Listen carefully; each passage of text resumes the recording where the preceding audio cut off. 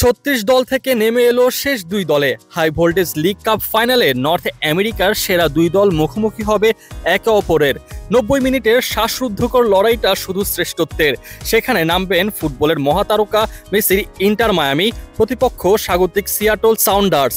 তবে মেসিদের বড় প্রতিপক্ষ লুমেন ফিল্ডে ৬৮,০০০ বিরোধী সমর্থক। লুমেন ফিল্ডে সিয়াটল সাউন্ডার্সের বিপক্ষে জিতলে ইন্টার মায়ামির হয়ে তৃতীয় ট্রফি হাতে তুলবেন মেসি। তবে চিন্তার কারণ তাদের ডিফেন্স। ৫ ম্যাচে ১২ গোল করলেও হজম করেছে ৬টা। ক্লিন শিট ধরে রাখতে পারেনি এক ম্যাচও।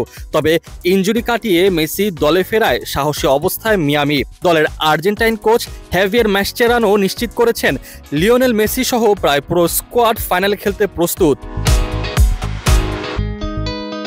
এর আগে কেবল একবারই সিয়াটলের বিপক্ষে খেলেছে ইন্টার মায়ামি, সেটাও ২০২২ সালে। সেই ম্যাচে মিয়ামি জিতেছে ১-০ গোলে। লুমান ফিল্ডে এবারে নজর থাকছে মেসির দিকে। ইনজুরি বারবার মোমেন্টাম কেড়ে নিলেও চলতি বছর পিঙ্ক জার্সিতে অনবদ্য LM10। ৩৩ ম্যাচে ২৭ গোল, ১১টা অ্যাসিস্ট। এই ম্যাচে জিতলে লিওর ঘরে উঠবে ক্যারিয়ারের ৪৭ নম্বর ট্রফি, মিয়ামির হয়ে ৩ নম্বর।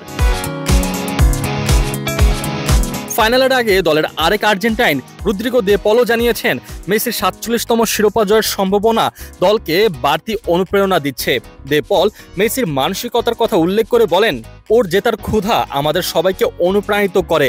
জেতা সবসময় নতুন শক্তি দেয়। কালকের ম্যাচ আমাদের জন্য অনেক বড় আনন্দ হতে পারে।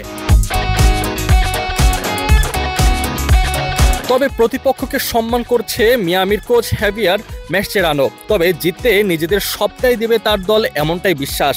তিনি বলেন, ওরা দুর্দান্ত দল, অসাধারণ কোচের অধীনে অনেক শিরোপা জিতেছে।